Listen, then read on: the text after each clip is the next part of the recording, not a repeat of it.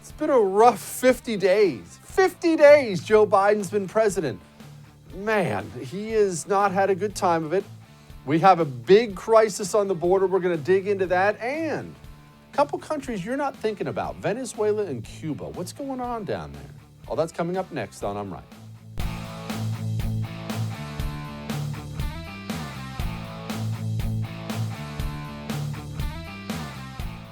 You know what sucks?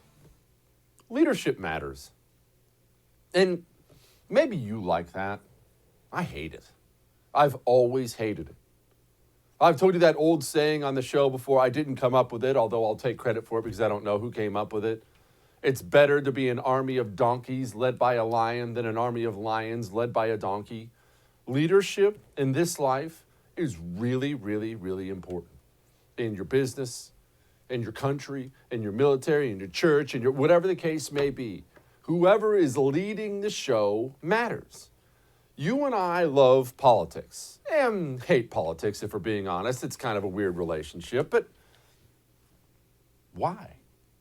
Why do you care about this? Why do I care about this?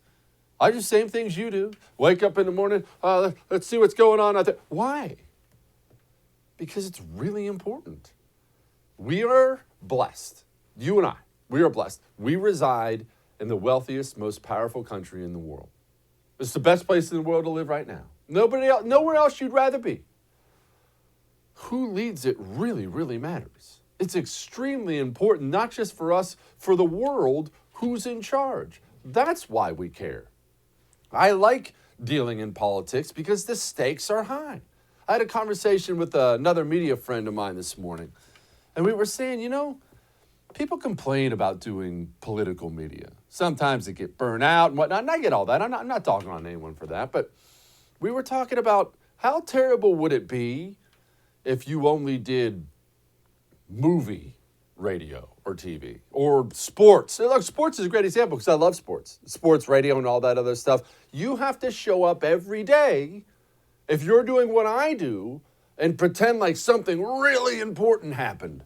But how often did something really important happen in sports? Here, because of what we do, because of what you're interested in, what I'm interested in, every single day, something important did happen. We're on the 50th day of Joe Biden's presidency. I'm not surprised at how it's gone. You're not surprised at how it's gone. People knew he was not physically and mentally up for the job. But I think it's fair to say this has gone even worse than we thought. They're hiding him even more than I thought they would hide him. And when he does come out from his hole, he never looks good. He looks lost. You heard Nan Hayworth. What did she talk about when it comes to Joe? She was right, by the way. It's not just how he talks that's concerning. He always looks lost. And look, we're not poking fun at some old man. That's the president of the United States of America. That is our leader. And while I'm never going to agree with the things a Democrat president does, man, I at least want him functional. Don't you? It matters a lot that he's functional. This is his first 50 days. Here's a little highlight reel for you. No one can tell me that if had been a group of Black Lives Matter protesting yesterday, they wouldn't have been treated very, very differently than the mob of thugs that stormed the Capitol. We all know that's true. Representatives Shirley Jackson Lee, Al Green, Sylvia Garcia, Lizzie Pinelli, Pinell, and what am I doing here? I'm going to lose track here. And if we fail to act, there will be a wave of evictions and foreclosures in the coming months as this pandemic rages on, because there's nothing we can do to change the trajectory of the pandemic in the next several months. I think there's a growing awareness that, injecting bleach into your system doesn't do it for you. I'm being, think about all the ridiculous things. And there is online still, there are those who are the vaccine Deniers. When you and I shouldn't say it that way, as you remember, but when you and I talked last, we talked about it's one thing to have the vaccine, which we didn't have when we came into office, but a vaccinator. How do you get the vaccine into someone's arm? Don't jump. We need you. And then if I could just. Let's go. We're moving out. Let's go, you guys. Come on, press. We're gonna move out. Let's go, press. Let's go. Come on, press. Did you receive a briefing about the border today? Yes, I did. What did you learn? A lot. Is there a crisis at the border, sir? And I want to thank the former general. I keep calling him general, but the guy who runs that outfit over there. I want to make sure we thank the secretary for all he's done to try to implement what we've just talked about, and for recommending these two women for promotion. Thank you all. May God bless you all, and may God protect our troops.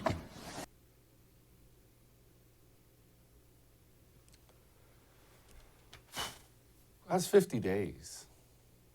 That's not a 4-year term, an 8-year term. That's 50 days. That's the leader of the free world. And as I've explained to you, bad people watch too. It's not just good people who sit there in their countries afar and dream of one day maybe becoming an American. Of course, that happens too, but really, really, really bad, evil people watch when the president speaks. And what do you think they see? What do you think they say to themselves? A group of bad men in China watching the president speak. When he's done and they turn the television off, do you think they turn to each other and say, we better be careful with that guy. He might get us. Or do you think they turn the TV off and say, oh man, now is the time? I'm worried. I am worried, genuinely worried. And of course, the media is trying to cover for something we can all see. We all just watched in that video him forgetting the name of his defense secretary and the name of the Pentagon. The president of the United States forgot the name of the secretary of defense in the Pentagon. And we have Snopes fact checking him. They're running fact checks. Wow, I mean, not really. Gosh. And it doesn't matter how much they cover, because anytime he pokes his head out, people can see. I mean, well, you all have eyes. Even Democrats have eyes. And look, the numbers aren't good. This is a new Rasmussen poll. 52% of voters are concerned with the lack of a press conference. 50% are not confident Biden is physically and mentally up for the job. 30% of the country has accepted that he's going to resign before 2024. And we have big issues happening right now. I know I've brought this up to you all week, but I'm not going to let it go, because this problem, it's snowballing. It's not tapering off. We have a migrant surge at the border, and Joe Biden and his administration are directly responsible for it. Not kind of responsible, not just a victim of circumstances. They ran on this open borders crap. The second they get in there, They went ahead and executive order this and executive order that. And again, they're watching. Migrants down south are watching. They see what's happening. Now, our Border Patrol guys are, one, being overwhelmed right away. Two, they don't have the housing to keep the people, so they're dropping them at American cities all over the country. Yuma, Arizona, Brownsville, Texas, Chicago, Illinois. They're just dropping off droves of illegal immigrants. They're not tested for coronavirus, this apparent virus that was going to end the world. Well, now we're just letting people flood in. And honestly, I hate to be a Debbie Downer, it actually gets worse from there. The Biden administration's response to this surge, to this crisis, is not stepping up to the microphone and saying, stay where you are. We don't want you to come. You will not be let in. Yet just yesterday, Jen Psaki gets up and gives a press conference, and what's she say? What's her response to it? Well, I mean, we're giving them medical care, and we're giving them education and mental health care, almost putting up a flag that says, please, come, Bring your friends. There's no way Joe Biden possesses what it takes to lead us out of this. This is a big deal. And these are real people who are coming, and they're being abused when they're coming.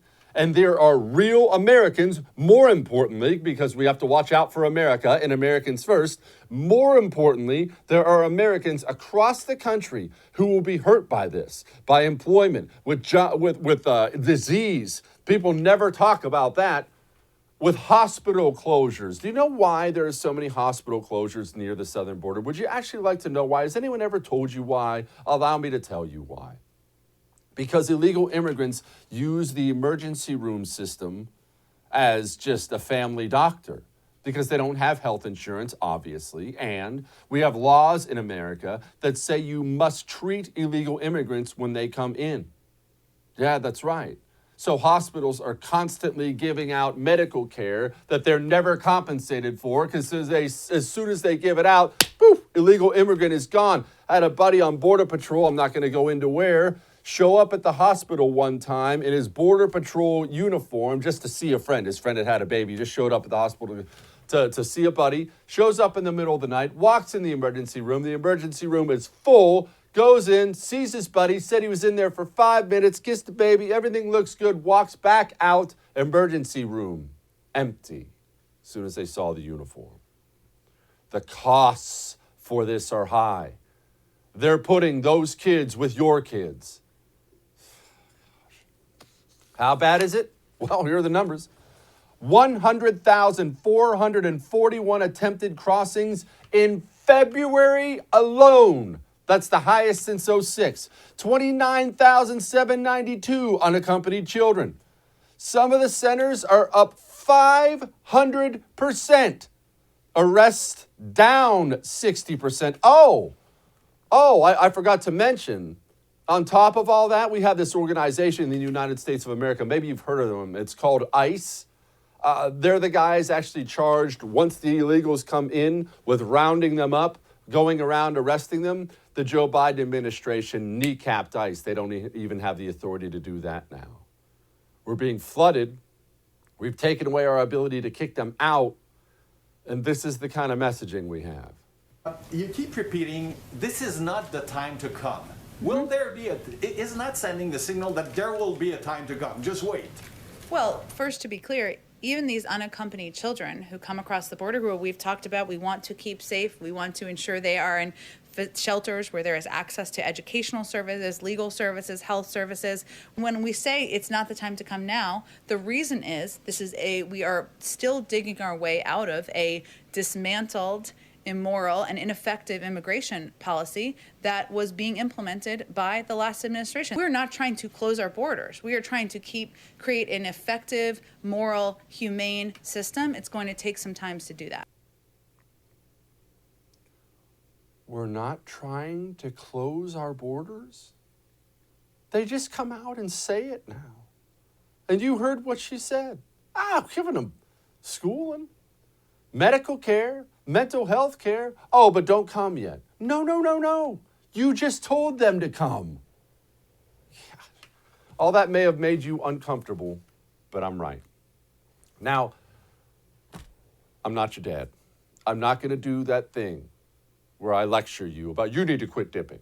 I'm not your dad, I'm not your wife, I'm not doing that. I'll just tell you this. I dipped for a long time. However much you love dipping tobacco, I love it more, trust me.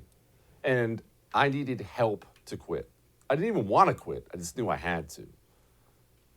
Jake's Mint Chew is a healthy way to do it. That gives you a bridge from doing it to being free of it. What is it? Well, it's dip. Only it's tobacco-free, nicotine-free, sugar-free. They have a bunch of different flavors of long cut. They have different flavors of CBD pouches.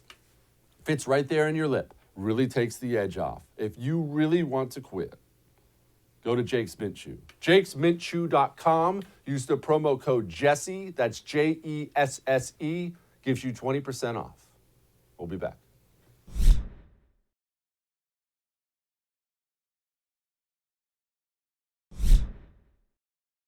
Primaries. How often do you hear me come on this show and tear on the GOP. But like I've always said, don't just bring me problems, bring me solutions. You should be running in primaries. And of course, whenever you run in a primary, you're going to have the GOP snipping at you, telling you you're being a traitor or whatnot. Screw that and screw them. We have a bunch of dirtball Republicans out there in this country, and we have to bounce them out because we need a better Republican Party to take on the Democrats. So I saw this ad. I'm pretty sure all of you have seen this ad from Catalina Lauf in Illinois, which obviously the ad looked good enough. I'll play it for you in a second. But it is a bit appealing since she's going against Adam Kinzinger. Here's the ad. I never thought I'd primary a fellow Republican, but is Congressman Adam Kinzinger really a Republican anymore? He isn't, and we have the proof. The reality is a majority of our party is united around the America First movement. My name is Catalina Lauf, and this is Adam Kinzinger, a weak-kneed establishment Republican who cares more about his next MSNBC appearance than the voters who elected him. Not grounded in our home of Illinois. He looks for fame instead of remembering who he works for and the voters who elected him. This is a reality for Adam. 1 out of every 3 votes he casts in Congress is with Nancy Pelosi. Instead of focusing on what really matters, instead of being in our fight, Adam betrayed his constituents for a life in the DC swamp. Weak need. She had me at weak need. I love people who just talk like normal human beings. Joining me now, Catalina Lauf. Catalina, why are you running against Adam Kinzinger? Thanks so much for having me, Jesse. Well, it's so clear, and it's now even clearer considering he voted with Pelosi and Schumer and the Biden administration on a gun control bill. People like Adam Kinzinger clearly do not understand that our party, the people who voted in the Republican primary, already made the referendum against the establishment, against the rhinos back in 2016 when we first supported President Trump. Obviously, we elected him in 2020, and now, I'm sorry, obviously not in 2020, but now it's so clear that this is where the party is going. And you have rhinos like Liz Cheney and Adam Kinzinger that are just completely out of touch with their constituents. And on top of that, are voting with Democrats. It's like, go ahead and be a Democrat if you're going to be supporting them. Get out of our party and let the people decide the movement so that we can actually make change, because the Democrats are destroying our country day by day. Explain to me why even a dirtball like Kinzinger would vote for a gun bill like that. Is your district, I'm sure people are aware of where Illinois is, but they probably don't know your district specifically. Is this some purple district, kind of blue? Is he trying to appeal to a bunch of Democrats? What's your district like? No, it's absolutely not, which is what, people cannot, anybody who is voting against what their constituents want, especially in hard Republican areas, the district is, one of the few collar counties left representing outside of Cook County. And one by one, the Democrats are slowly flipping these Republican seats. But it's actually, the whole area outside of Cook County is actually pretty Republican. So when you have your own representative going against what the majority of his constituents are actually, the interests of his constituents and what they believe, it's so clear that somebody like Adam Kinzinger is so concerned with his own personal ambitions than actually representing the people that who elected him. Catalina, a long time ago, I ran as a young hothead Marine for Congress just because I was just ticked off and wanted to do something about it. And I remember the powers that be in the Republican Party were not pleased I was challenging one of their boys. How have you been received so far? Look, the Republican swamp establishment is everywhere. It's not just in DC with the more national parties and the organizations. It's in every single state. And so we pride ourselves in the campaign of being the disruptors, being these, somebody that actually wants to support the people and vote and be a lion for their interests. And obviously the establishment doesn't like that because they want somebody who's going to be in lockstep with them, vote and cut deals with the Democrats. And that's just not who I am. That's not what a lot of these America First candidates who won in 2020, that's certainly not the way that President Trump taught us to be either. And I think people are so ready for authentic, they're so ready for servant leaders, people that are not going to cower to the establishment and cave to the mob. So they're obviously scared, they're threatened, and it has been a challenge, but it doesn't matter. It's ultimately what the voters want. And so we're more than happy to not only listen to the constituents and speak with them about what matters to them, but also have the resources and have the ground game to be able to go up against an incumbent, because the incumbents and the establishment will do everything that they can to protect them. So we need formidable challengers that can have the resources, have the ground game, have the support to be able to combat that. Why do this? You're obviously a young, I'm assuming, successful human being. Why do you want to go to Washington, D.C.? Washington, D.C. sucks. Our country's worth fighting for, and I praise so many people like yourself who have fought in our military and overseas, and now it's so important that we have people step up. It's our civic duty to step up and defend what's happening here in our country. The left is getting more and more progressive. The culture wars, from a policy perspective, everything that the Biden administration and prior Democrats are just pushing, it is getting to a very scary point. And when I talk to people, everyday voters, the constituents, people in deep blue states like Illinois, there is a real fear of the type of ideology people like AOC, the Biden administration, and the Democrat Party today are trying to push for the future of our country. Look, my family came here legally.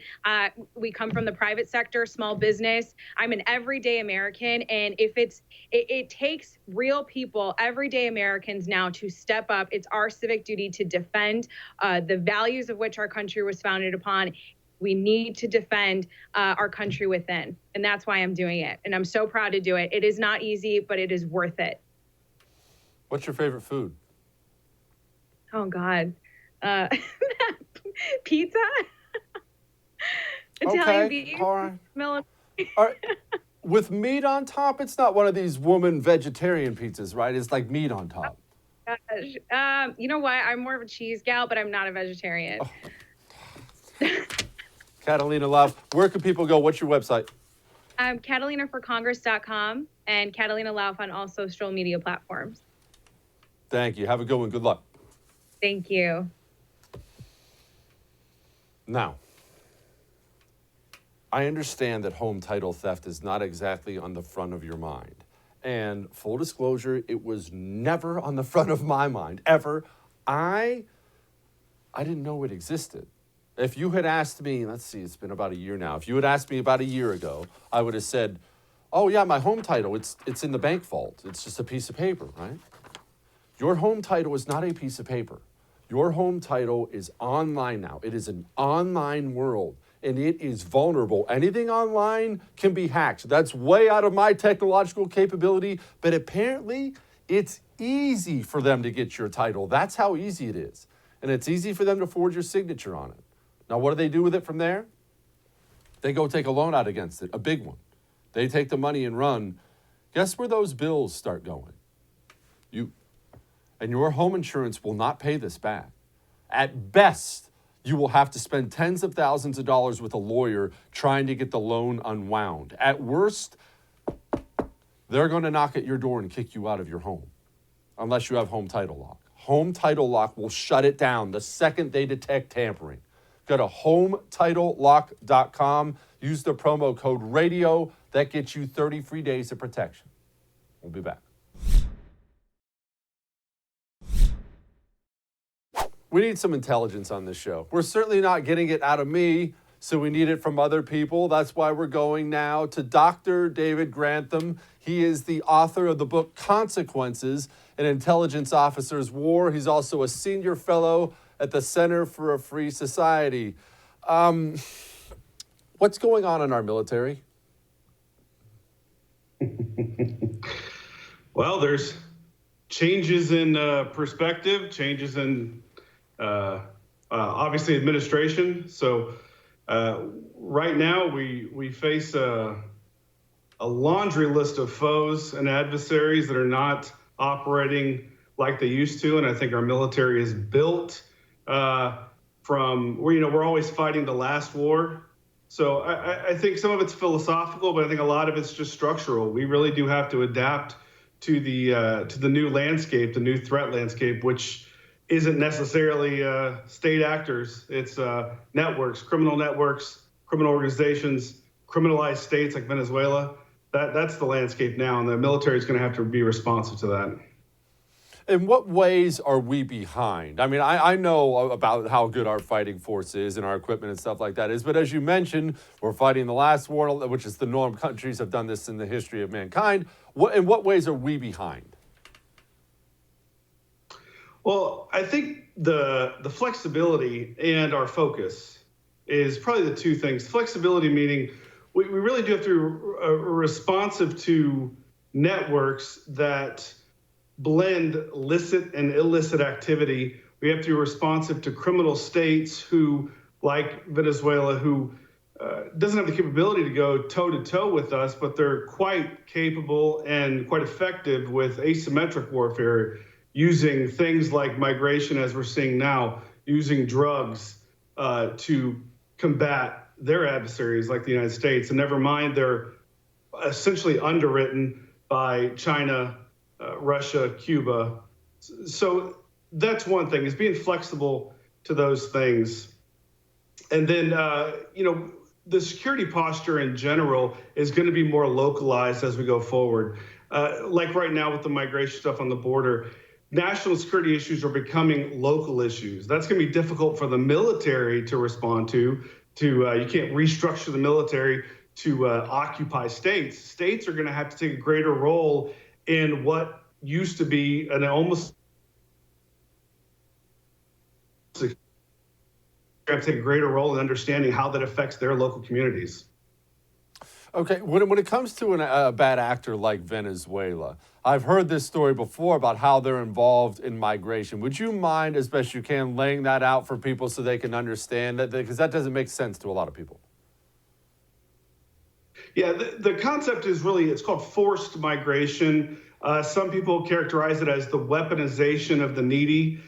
And this isn't a new thing, but it has become more pronounced as a more effective tool as of late. So essentially, you have a government, I'm going to simplify this for the sake of time and understanding it, but it would be effectively a government or an organization incentivizing people to, like caravans, to gather, move north, overwhelm the border, overwhelm the security system of a given country like the United States. And then as we're preoccupied with that, other drugs come in, cartels move in, even, heaven forbid, terrorists move over the border. There's a lot of opportunities there.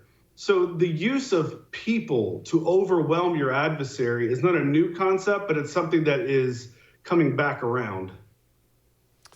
David, what are we doing about it? What was Trump doing about it? What's the Biden administration doing about it? If this is something we know Venezuela's doing, obviously we have the power to hurt them in several ways. Not that I think we should be dropping bombs on Venezuela or something. Sure. What are we doing, or what should we be doing? I think the Trump administration had the right approach in targeted sanctions against individuals within the Maduro regime who make money off of this.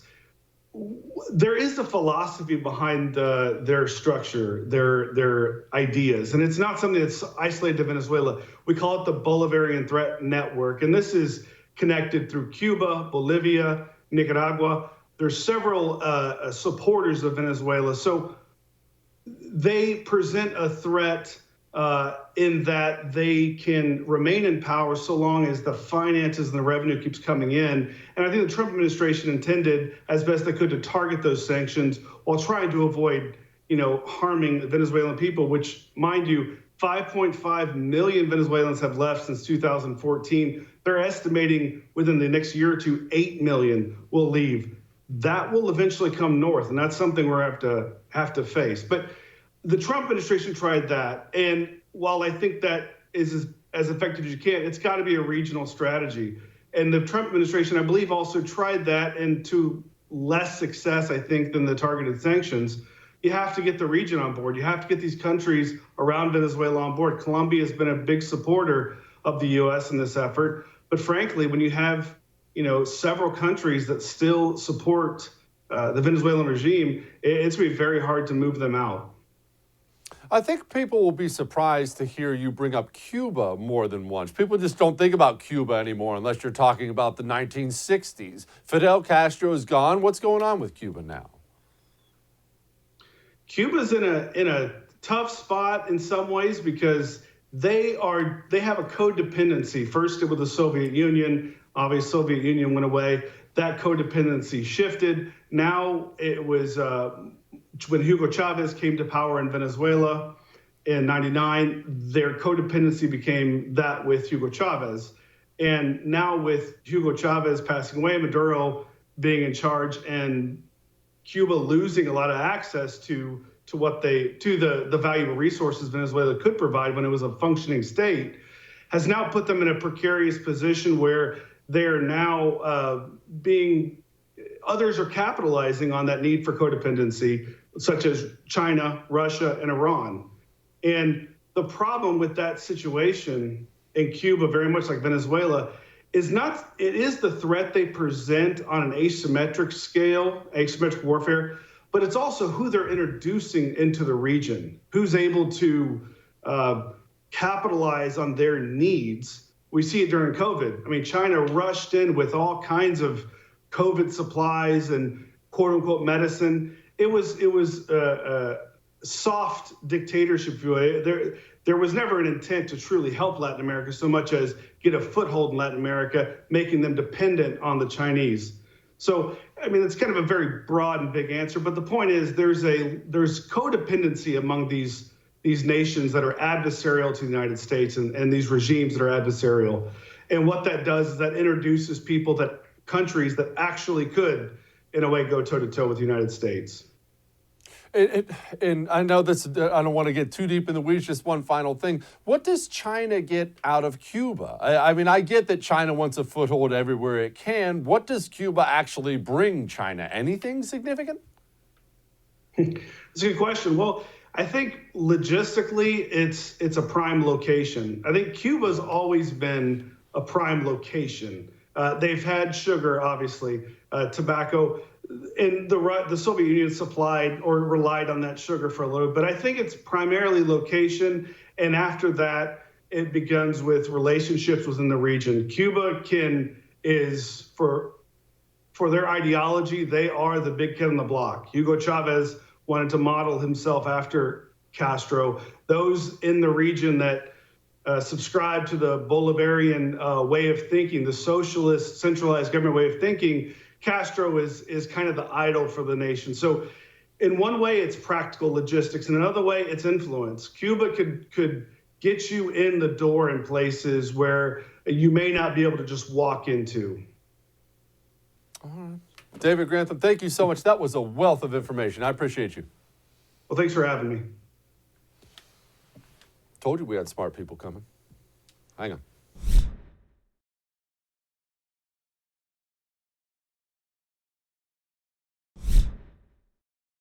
Happy anniversary!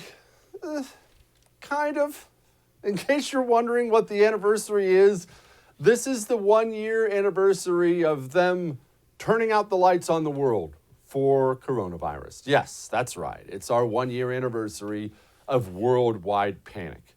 And no, I'm not going to do what everybody thinks I'm going to do, and that's get on here and say everybody should have listened to me day one. You know, day one, when they said, oh, we're going to shut things down for 15 days. And everybody and their brother on the left and the right said, oh, okay, let's do that.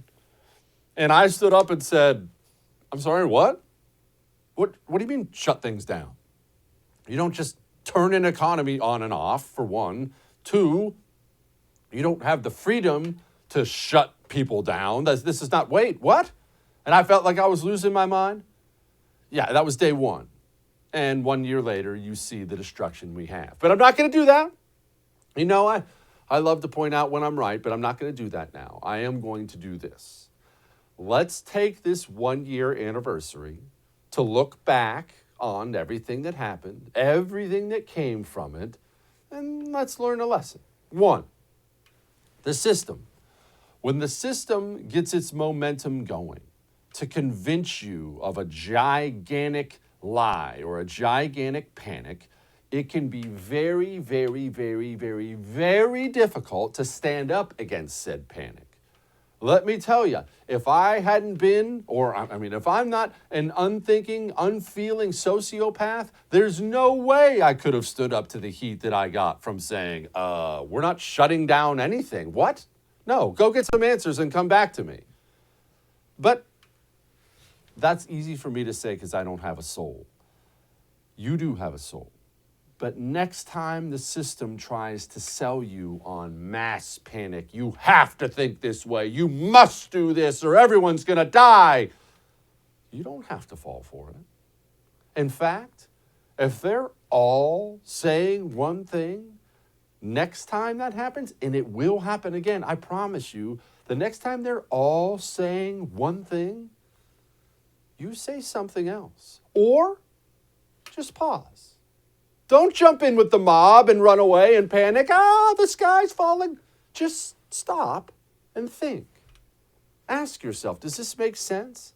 And I don't want you to become a cynical jerk like me. That's my job. It's your job to be sweet and innocent. But maybe next time that happens, maybe ask yourself who benefits from all this?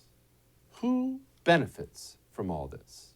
I mean, who's benefited from coronavirus? Should we go down the list?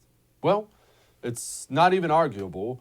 Without coronavirus panic, Donald Trump is still president of the United States. Why don't we start right there? That embarrassing opening we had of the show of 50 days of Joe Biden wandering around the mall, that's all just stuff we joke about that we didn't have to experience if there's no coronavirus because Donald Trump's booming economy sweeps him right back into the White House, frankly, without much effort at all. So let's start right there. Donald Trump's still president. All the kids are still in school. There haven't been these massive job disruptions. The restaurant industry, especially the smaller, independently owned restaurant industry, still booming the way it was before. New York City, still thriving. Other major cities still thriving. There are no Antifa/Black Lives Matter riots this summer without these lockdowns. If you think that didn't contribute to the rage out there that came out, you are crazy. China, still on their heels because now they have to experience 4 more years of Trump instead of 4 years of Joe Biden groveling at their feet. The world changes. Amazon, all the gigantic big tech guys, they don't all double their value while their small business competition goes bye-bye. They continue to have to compete just the same way they did before. You and I, we're skinnier. Let's be honest about it. It's been a fat year with a lot of this and not a whole lot of this. You know it's true. The mental health, on a serious note, spousal abuse, child abuse, those numbers are way back down where they should be. Suicides, way back down where they should be. This is alcohol abuse, drug abuse, way back down where it should be. The cost of that panic was really high. It's been a year of suffering the consequences of everybody panic. So I'm not saying that to beat anybody up. Obviously, I had some fun bragging about myself, but I'm not saying that to beat anybody up or really brag about myself. I'm saying that because you're going to experience another one of these. You will. I will. In our lifetime.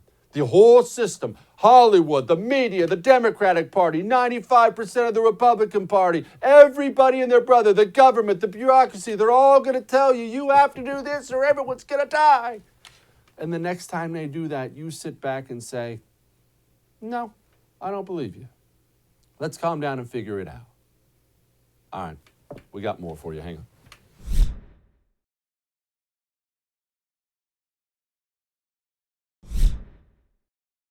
I used to have to chop wood all the time when I was a kid. And we were in Montana, and look, that's how we heated up our homes. You had a big wood stove or a fireplace, depending on where we were living, and no central heat, and you had to chop wood and put it in there. And my old man used to make me go out there chopping wood with him, and my arms are about that big around. And in Montana, it's like 20, 25 below. I would go out there and I'd have to chop wood until I couldn't feel my hands. And then I'd go in the truck and I'd warm up my hands enough. And then he'd drag me back out there to chop more wood. And I thought, man, this has got to be the toughest time anybody has ever had chopping wood in the history of mankind. And wow, I saw this and I was really wrong.